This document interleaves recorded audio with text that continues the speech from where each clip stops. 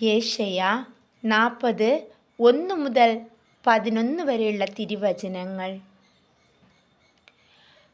നിങ്ങളുടെ ദൈവം അരുൾ ചെയ്യുന്നു, ആശ്വസിപ്പിക്കുവിൻ, എൻ്റെ ജനത്തെ സമാശ്വസിപ്പിക്കുവിൻ.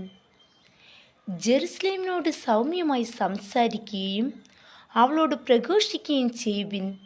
അവളുടെ അടിമത്തം അവസാനിച്ചു, തിന്മകൾ ക്ഷമിച്ചിരിക്കുന്നു. എല്ലാ പാപങ്ങൾക്കും കർത്താവിൽ നിന്ന് ഇരട്ടി ശിക്ഷയും ലഭിച്ചിരിക്കുന്നു. ഒരു സ്വരമുയരുന്നു, മരുഭൂമിയിൽ കർത്താവിന് വഴിയൊരുക്കുവിൻ. വിജന പ്രദേശത്ത് നമ്മുടെ ദൈവത്തിന് വിശാല വീഥി ഒരുക്കുവിൻ. താഴ്വരകൾ നികത്തപ്പെടും, മലകളും കുന്നുകളും താഴ്ത്തപ്പെടും. കുന്നും കുഴിയുമായ സ്ഥലങ്ങൾ നിരപ്പാകും, ദുർഘട പ്രദേശങ്ങൾ സമതലമാകും.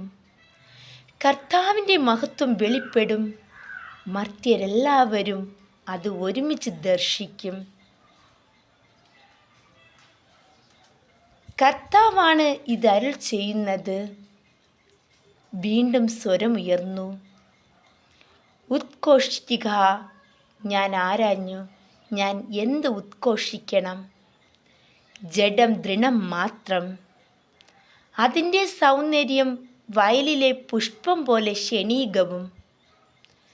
കർത്താവിൻ്റെ ശ്വാസമേൽക്കുമ്പോൾ പുല്ലു കരിയുകയും പുഷ്പം വാടിപ്പോവുകയും ചെയ്യും. മനുഷ്യൻ പുല്ലു മാത്രം, പുല്ലു കരിയുന്നു, പുഷ്പം വാടുന്നു.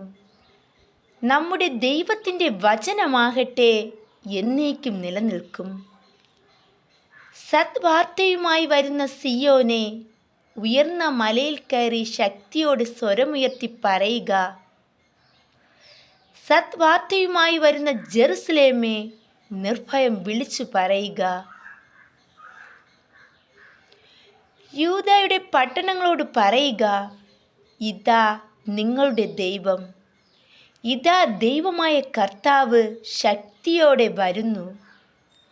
അവിടുന്ന് കരബലത്താൽ ഭരണം നടത്തുന്നു.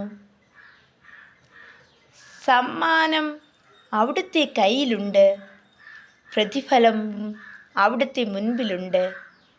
ഇടയനെ പോലെ അവിടുന്ന് തൻ്റെ ആട്ടിൻകൂട്ടത്തെ മേയ്ക്കുന്നു.